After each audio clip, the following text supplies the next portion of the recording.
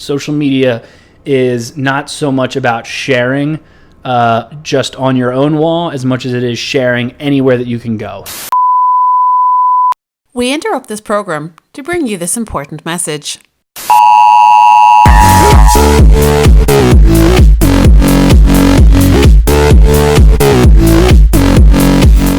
Welcome to Marketing Interruption, a daily podcast powered by BlueTuskr that interrupts your day with marketing news, tips and strategies from an entrepreneur who lives and breathes marketing. Now, let the interruption begin with your host, Andrew Maff.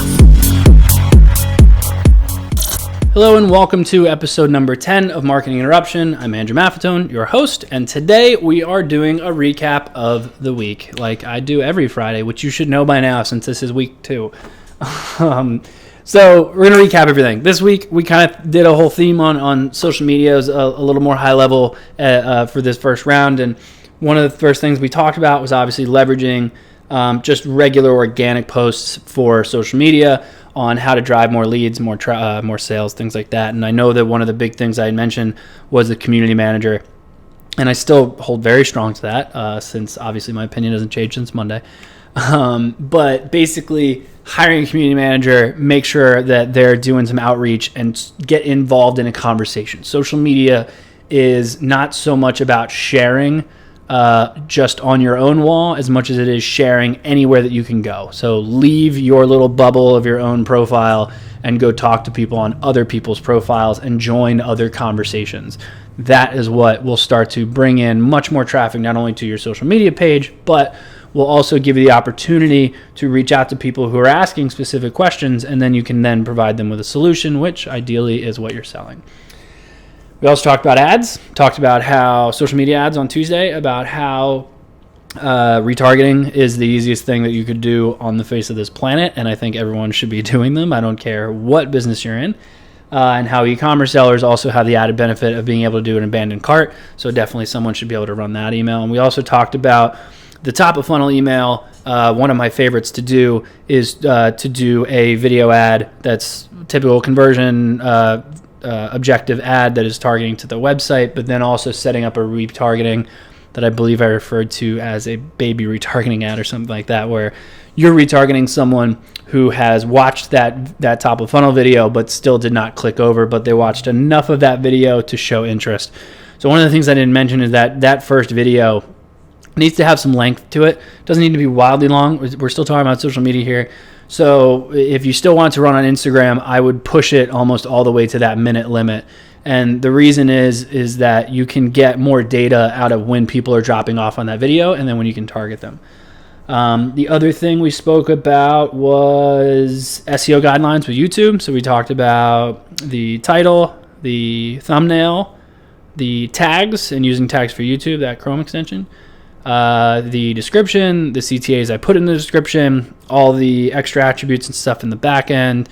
I talked about the cards and the end screen, all that extra stuff.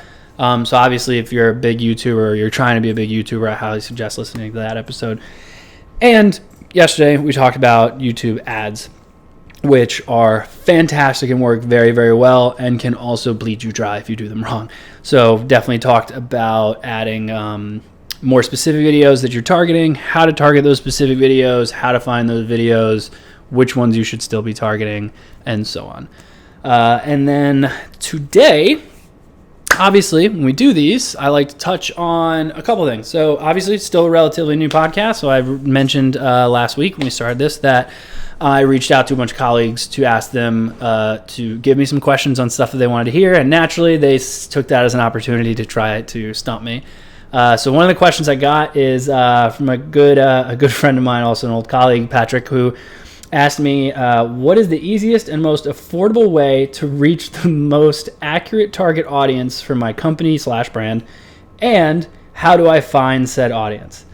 So thanks, Pat, for really tossing out the simple one. So easiest and most affordable way to reach the most accurate target audience. That is one. This is going to be one of my favorite answers where I say, well, it depends. And that will probably be my answer on a lot of things because it kind of depends on what your industry is. So affordable and easy way. Well, that's going to be dependent on where your business is at and what your current needs are. If you need leads right now and you have funding, then you can just do paid advertising. Start doing paid ads, drive them to gated content, do some retargeting, do whatever you have to do to get that email. Paid ads is the quickest way to gain new emails, a new list. The difficulty with that is as soon as you turn the paid ads off, you're done. Like you're not getting leads anymore. You're not getting anything.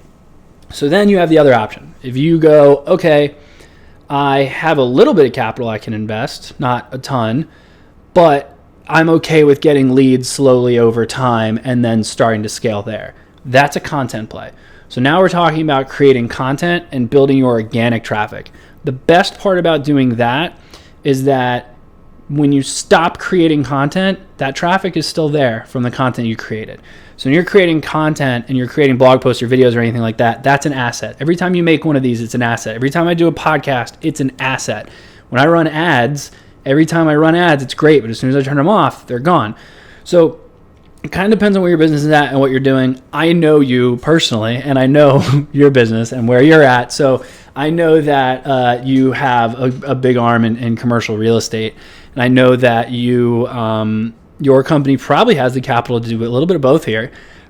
So I would suggest for you guys specifically, if that's where you got this question from, or if you just did this to mess with me, I would start on a content play. You have the capital, you have plenty of time, and I would consider that an investment going forward. I don't think you have a massive lead issue right now. I think that you just want to make sure that leads are staying consistent.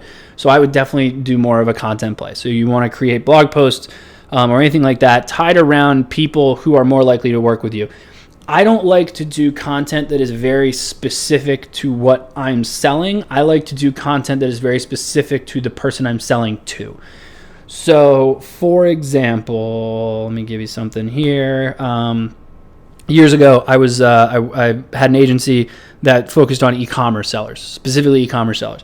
I sold marketing services, but I didn't just talk about marketing services. We did a lot of blog posts that were towards their operational side or towards how to deal with inventory or how to deal with stuff that I have no expertise in. However, I know that that's what my audience wanted to hear. So you have to figure out what audiences you're trying to find, and you have to speak to them about what it is they want to hear, not what it is that you're selling. And I think that would probably be my answer to your second part there of how do I find said audience. You need to create enough content that they find you. If you're doing paid advertising, especially for your business where I know you're in commercial real estate, you can obviously do keywords and you can go much more specific there, but otherwise you want them to come to you. I hate outbound. I will never cold call anyone in my life. I refuse. I'm not doing that. I want that first sale call to be very relaxed. I want them to be more calm and go, hey, I saw you wrote about this and I think that you may be able to help me, and go, great, here's what we do. Here's how I can help. Here's what I think you should be doing, blah, blah, the typical stuff. I'm not going to cold call someone and be like, hey, I saw this and I think you can use my help. It's almost offensive where you're like, hey, you suck at this, call me. So I prefer people to come to me. So in that reference, I always try to go the content play if you can invest in it. Further down the road, to me, it's not as costly as paid ads are in the beginning. Paid ads get you quicker results, but they won't last if you ever turn off paid ads for whatever reason. And I'm only doing one question a week right now until I start to get more from people who aren't friends and family. And then news. So this is, we're obviously later into July/August-ish now.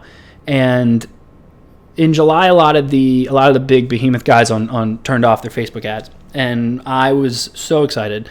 Not because I really didn't think it was going to have that much of a problem. I thought that, I was like, okay, maybe we'll see some results, but I don't think this is going to be that big of a deal. There was an interesting statistic I read that the top 100 advertisers on Facebook ads is only 6% of their revenue. So the big guys that all pulled out isn't breaking Facebook's bank. It still woke them up. I know that they're still doing some stuff. I have a guy that I work with at Facebook, and he sent me over like here's our PDF that they're telling us to send everyone to explain that we're trying. But the interesting thing was I was so excited because like, oh, this is a fun test. Let's see what happens. And so I went, and with every Facebook account that I had access to, I took CPMs from every day, starting from like the end of June all the way through today. And I've already noticed, specifically on July 1st, hard drop, 25% drop in CPM, which is amazing to me. Doesn't mean anything if your conversion rate sucks, but that's your own problem. That's something we'll tackle another time. But it's definitely very interesting that it's come down.